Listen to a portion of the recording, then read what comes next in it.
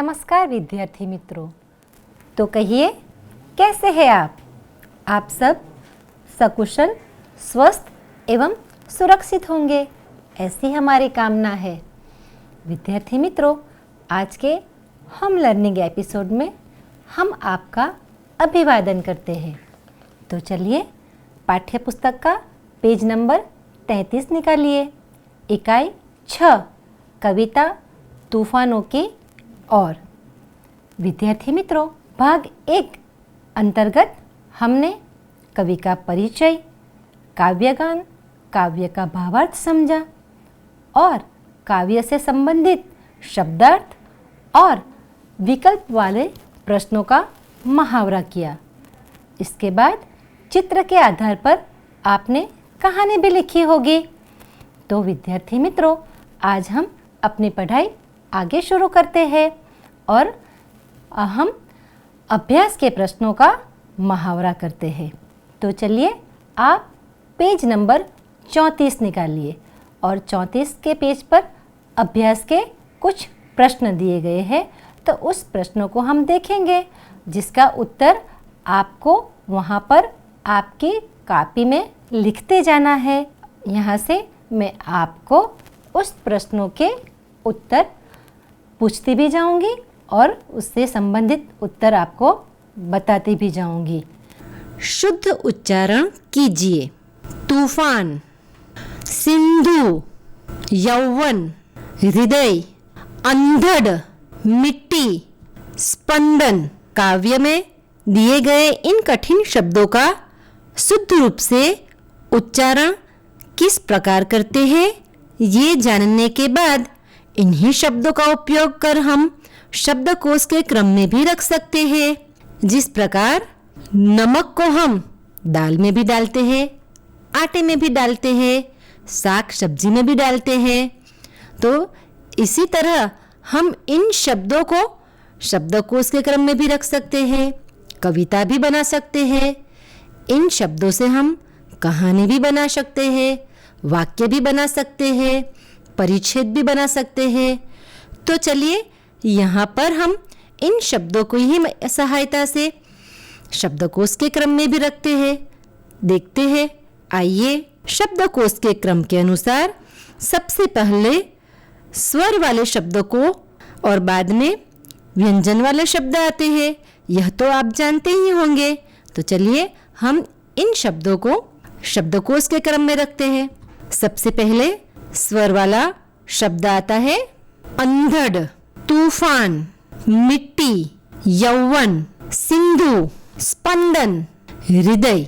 इस प्रकार हमने दिए गए शब्दों को शब्दकोश के क्रम में रखकर भी समझ लिया। इन्हीं शब्दों का उपयोग करके आप परिच्छेद भी बना सकते हैं। तो चलिए यहाँ हम परिच्छेद भी आपको बनाकर बता देते हैं। शब्दों का उपयोग करके परिच्छेद बनाइए। एक रोज शाम को रमा सिंधु तट पर टहलने गई। सिंधु में जोर का तूफान उठा हुआ था। रमा यौवनावस्था में पहुंच गई थी। जिस प्रकार सिंधु में तूफान उठ रहा था, उसी तरह रमा के हृदय में भी अंधड़ चल रहा था। समुद्र के चारों ओर धूल मिट्टी उड़ रही थी। रमा के हृदय का स्पंदन तेज हो गया और वह अपने घर की ओर मुड़ गई। आपने समझ लिया होगा विद्यार्थी मित्रों कि प्रश्न 1 के अंतर्गत दिए गए शब्दों का उपयोग हमने कहाँ कहाँ कर लिया है। विद्यार्थी मित्रों, आपके मनपसंद शब्द पर से आप कविता भी बना सकते हैं। देखिए, आपकी पाठ्य पुस्तक का पृष्ठ नंबर 35, उसमें एक शब्द किताब को लेकर एक कविता दी गई है। तो आइए इस कविता का पठन करेंगे और इस कविता से संबंधित प्रश्न भी समझेंगे।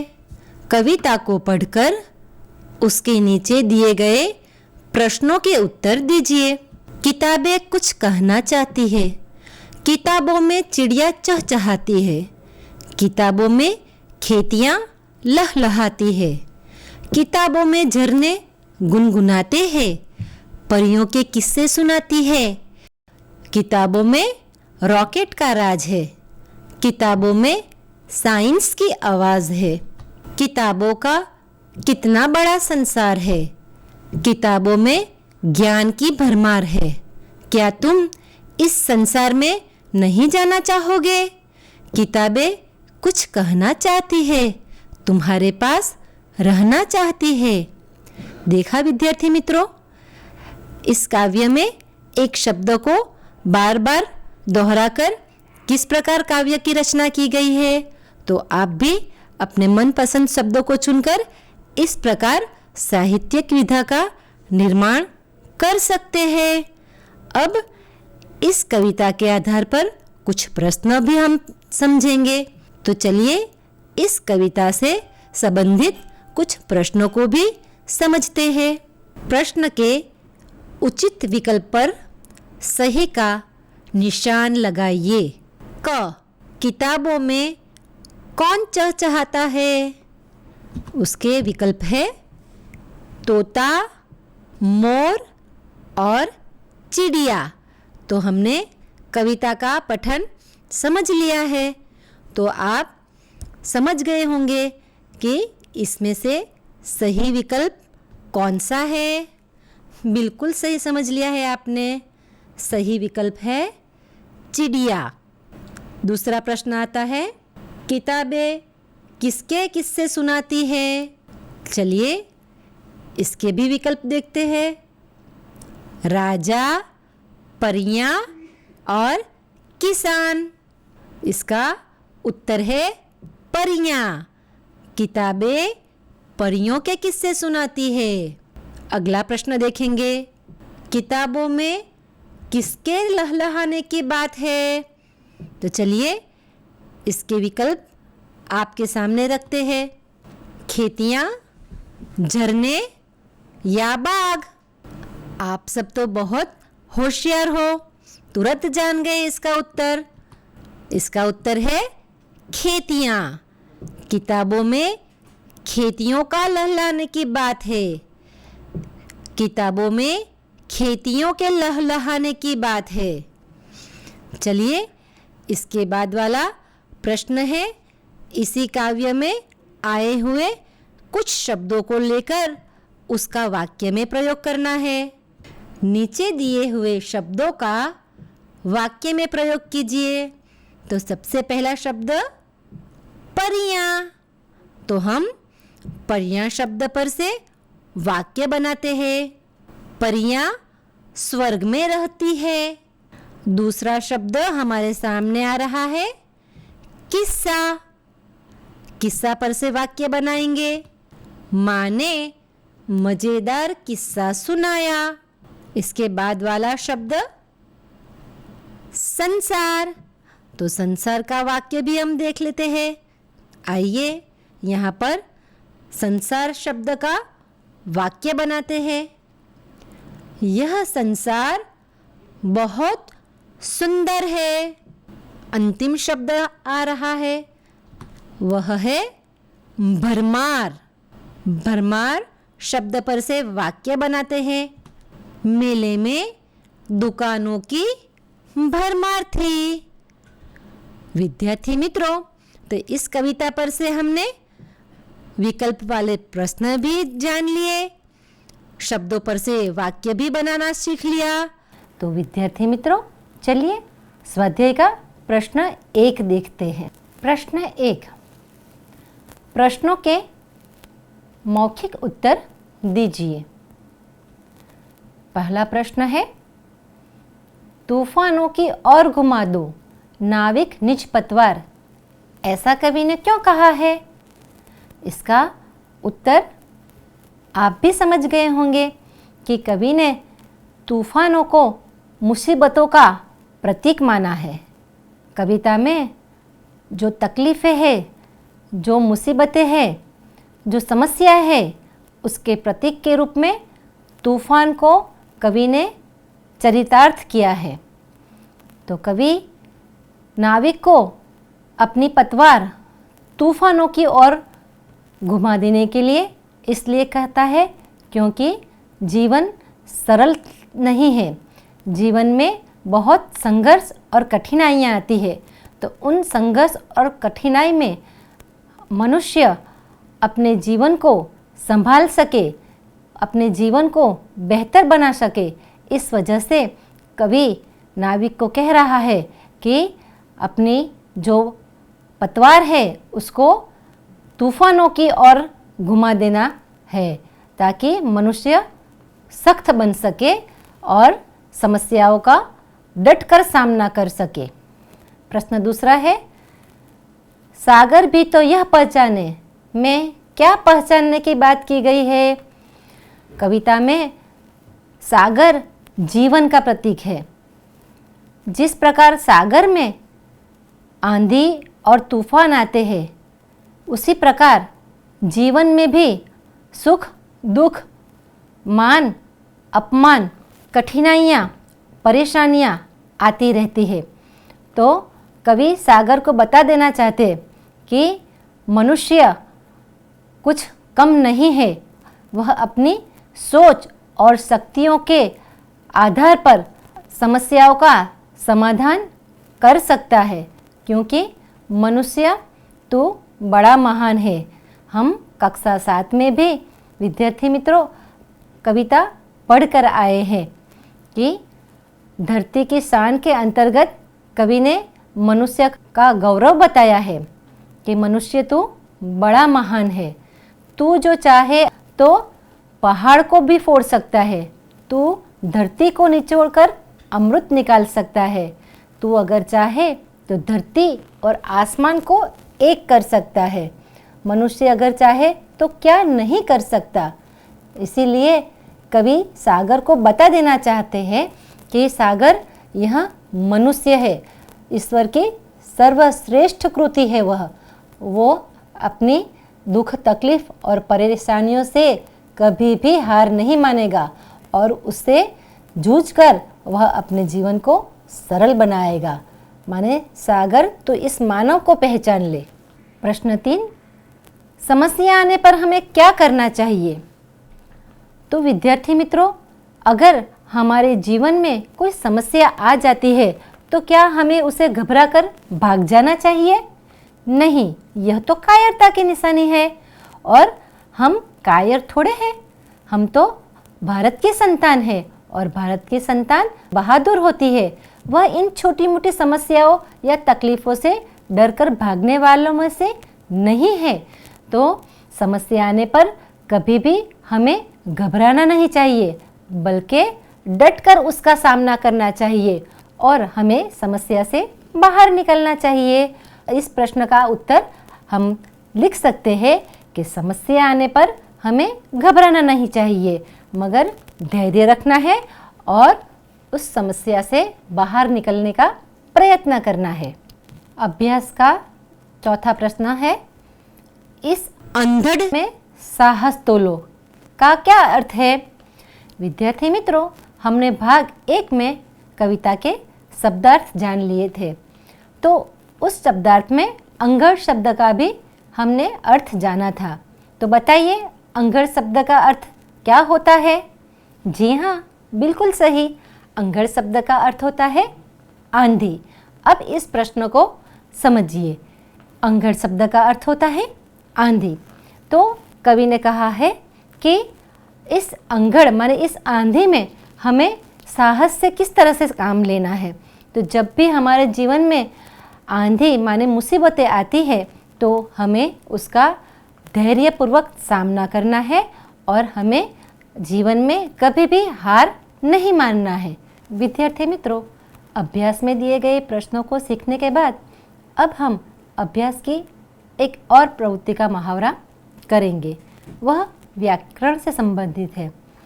विद्यार्थी मित्रों, हम पिछले एपिसोड में विशेषण सीख चुके होंगे, तो विशेषण के आधार पर हमारा एक प्रश्न है, विशेषण को पहचानना है और उसका वाक्य बनाना है। नीचे दिए गए वाक्यों में रेखांकित शब्दों के विशेषण बनाइए और उनका वाक्य में प्रयोग कीजिए। पहला वाक्य है, उनकी ईमानदारी से सारा नगर परिचित है। यहाँ पर रेखांकित शब्द है ईमानदारी। तो चलिए ईमानदारी शब्द का विशेषण बनाइए। विशेषण शब्द बनेगा ईमानदार। तो ईमानदार शब्द का उपयोग कर कर वाक्य बनाना है। तो यहाँ पर हमने वाक्य बनाया है, अनिकेत बहुत ही ईमानदार लड़का है। अनिकेत बहुत ही ईमानदार लड़का है। लड़का तो है मगर कैसा है? ईमानदार। तो यह ईमानदार विशेषण होगा। दूसरा वाक्य आता है, हमारी अमीरी लोगों को उपयोगी होगी। यहाँ पर रेखांकित शब्द है अमीरी। अमीरी शब्द का विशेषण बनाइए। तो यह आपने बनाया विशेषण शब्द अमीर। अमीरी विशेषण शब्द अमीर। अब अमीर शब्द का उपयोग कर कर हम यहाँ वाक्य बनाएंगे। यह अमीर न जाने अपने आप को क्या समझता है। तीसरा वाक्य आता है, हिमालय पर्वत की ऊंचाई देखने लायक है। रेखांकित शब्द है ऊंचाई। ऊंचाई का विशेषण शब्द क्या बनेगा? तो उसका विशेषण शब्द हमने बनाया ऊंचा। अब इस ऊंचा शब्द का प्रयोग करके हमें उससे संबंधित एक वाक्य बनाना है। हमने वाक्य बनाया, नारियल का पेड़ ऊंचा होता है। दूसरा वाक्य आ रहा है हमारे सामने, लक्ष्मीबाई वीरतापूर्ण लड़ी। रेखांकित शब्द है वीरता। तो वीरता से विशेषण शब्द कौन सा बनेगा? जी हाँ, आपने सही फरमाया। उसका विशेषण शब्द बनेगा वीर। अब इन शब्द का उपयोग करके हमें एक वाक्य बनाना है। वाक्य बन गया है, भगत सिंह वीर सपूत थे। पांचवा वाक्य हमारे सामने आया है, दूसरों की बुराई करना पाप है। रेखांकित शब्द है बुराई। बुराई का विशेषण शब्द बनाना है। तो वह बन गया बुरा। बुरा शब्द का उपयोग करके वाक्य बनाना है। तो वाक्य बन गया है, हमें बुरा देखना नहीं चाहिए। विद्यार्थी मित्रों, हमने विशेषण के आधार पर वाक्य बनाना सीख लिया है। तो अब हम दूसरे प्रश्न की ओर जाएंगे। अब हम एक नया प्रश्न आपको सिखाएंगे। अगर हमें अपनी बात विशेष ढंग से कहनी हो और अपने बात पर भार लाना हो तो हम अपने भाषा में कहावत का उपयोग करते हैं। हम अपने अगले प्रश्न में कहावत देखेंगे, उसका शब्द जानेंगे और उसका वाक्य में प्रयोग करेंगे। तो चलिए समझते हैं, पढ़ते हैं कहावतें। कहावतों का अर्थ देकर वाक्य में प्रयोग कीजिए। उल्टा चोर कोतवाल को डांटे। इस कहावत का अर्थ है अपराधी बेकसूर को डांटे। वाक्य में प्रयोग करना है तो हम इस प्रकार कर सकते हैं, अपराध छोटा भाई करता है और सजा बड़े भाई को देता है। वाह, उल्टा चोर कोतवाल को डांटे। दूसरा मुहावरा है, न रहे बांस न बजे बांसुरी। जिसका अर्थ समझेंगे, किसी मुसीबत को जड़ मूल से नष्ट कर देना। वाक्य बनता है उसका, यह खिलौना ही सारे फसाद की जड़ है, इसे ही कबाड़ी को दे दिया जाए, न रहेगा बांस न बजेगी बांसुरी। कहावत तीसरी देख रहे हैं यहाँ पर, 4 दिन की चांदनी फिर अंधेरी रात। उसका अर्थ है थोड़े दिनों का सुख फिर दुख ही दुख। अब वाक्य बनाने का भी प्रयत्न करेंगे, तो चलिए हम वाक्य बनाते हैं। इस कहावत का वाक्य हमने बना लिया है। मीना को सिर्फ 3 महीने टीवी में काम करने का अवसर मिला था। 3 महीने के बाद मीना ने कहा, 4 दिन की चांदनी फिर अंधेरी रात। इसके बाद कहावत आती है, अब पछताए होत क्या जब चिड़िया चुग गई खेत। तो चलिए इस कहावत का अर्थ जानते हैं।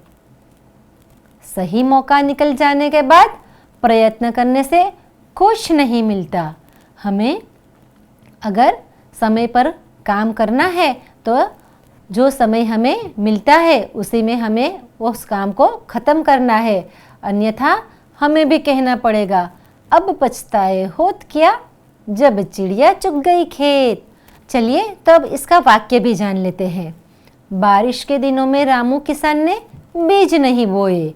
उस वर्ष खेत में उसकी फसल तैयार नहीं हुई। वह उदास हो गया। अपने आलसी बेटे रामू से पिताजी ने कहा, अब पछताए होत क्या जब चिड़िया चुग गई खेत। तो विद्यार्थी मित्रों, हमने अभ्यास में मौखिक प्रश्न, विशेषण और उसके वाक्य, तत्पश्चात कहावत और उसका अर्थ और उसके वाक्य का मुहावरा कर लिया है। आपने अच्छी तरह से जान लिया होगा, सीख लिया होगा। अब हम स्वाध्याय के अंतर्गत कुछ प्रश्नों को पढ़ेंगे और उसका उत्तर समझने की कोशिश करेंगे। तो चलिए हम स्वाध्याय के प्रश्नों को पढ़ते हैं और उसका उत्तर समझते हैं। स्वाध्याय का पहला प्रश्न है, कवि ने मनुष्य की किस विशेषता की ओर इशारा किया है। तो विद्यार्थी मित्रों, हमारी कविता तूफानों की ओर प्रतीकात्मक कविता है। इसमें सागर यह मानव जीवन का प्रतीक है और आंधी और तूफान मनुष्य के जीवन में आने वाली कठिनाइयों का प्रतीक है। मनुष्य ईश्वर की सर्वश्रेष्ठ रचना है। वह अपने जीवन में आने वाली कठिनाइयाँ, मुश्किलियाँ और तकलीफ़ों से कभी भी हारा नहीं है।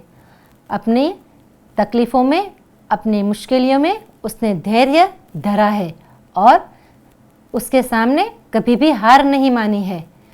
उसने उन कठिनाइयों के सामने विजय प्राप्त की है, क्योंकि वह हार मानने वालों में से नहीं है। इसीलिए कवि ने मनुष्य की वीरता और बहादुरी की विशेषता को यहाँ पर उजागर किया है। दूसरा प्रश्न है, ज्वार कहाँ कहाँ उठा है। तो ज्वार माने तूफान। तूफान कहाँ कहाँ उठा है। तो यहाँ पर कवि ने हमें बताया है कि ज्वार सागर में उठा है और दूसरा कवि के मन में उठा है। प्रश्न तीसरा, समुद्र ने कैसा रूप धारण किया है। कविता के निहित समुद्र ने रौद्र रूप धारण किया है, भयंकर रूप धारण किया है। उसमें भयंकर तूफान आया हुआ है। तो समुद्र ने रौद्र यानी भयंकर रूप धारण किया है। प्रश्न 4, कवि ने मनुष्य को मिट्टी का पुतला क्यों कहा है। क्योंकि मनुष्य धरती में जन्म लेता है और धरती उसकी माता है। बचपन से ही वो मिट्टी में खेलता है और बड़ा होता है, और जब उसके जीवन का अंत होता है तब भी वह मिट्टी में ही समाता है। इसीलिए मिट्टी से जन्मा इंसान मिट्टी में ही समाता है। इसीलिए कवि ने काव्य में मनुष्य को मिट्टी का पुतला कहा है। 5वां प्रश्न, माझी का हाथ कब तक नहीं रुकता है। तो यहाँ पर माझी माने जीवन संघर्ष में झुंझुमने वाला इंसान है। कवि ने इंसान की ताकत पर, इंसान के आत्मविश्वास पर भरोसा रखते हुए कहा है कि जब तक जीवन में उठने वाले तूफानों को वह समाप्त नहीं करता तब तक उसका हाथ नहीं रुकता, तब तक वह हार नहीं मानता जब तक वह कठिनाइयों के सामने विजय नहीं प्राप्त कर लेता। माझी का हाथ तब तक नहीं रुकता जब तक वह तूफान को शांत नहीं कर लेता। आज के इस एपिसोड से संबंधित आज का सवाल आपके सामने रख रहे हैं। आज का सवाल, तूफान किसका प्रतीक है? 1. सागर का, 2. पतवार का, 3. कठिनाइयों का, 4. जीवन का। विद्यार्थी मित्रों, आपको इस सवाल का सही जवाब आज रात 8 बजे से पहले इस टोल फ्री नंबर पर दे देना है। टोल फ्री नंबर है 6357399480। तो विद्यार्थी मित्रों, आज के इस एपिसोड में स्वाध्याय और अभ्यास की पूरी जानकारी आपको मिल चुकी होगी। आप सबको पढ़ाई में मज़ा आया ना? ठीक है, बहुत अच्छे। तो चलिए अब हम आपसे विदाई लेते हैं। धन्यवाद।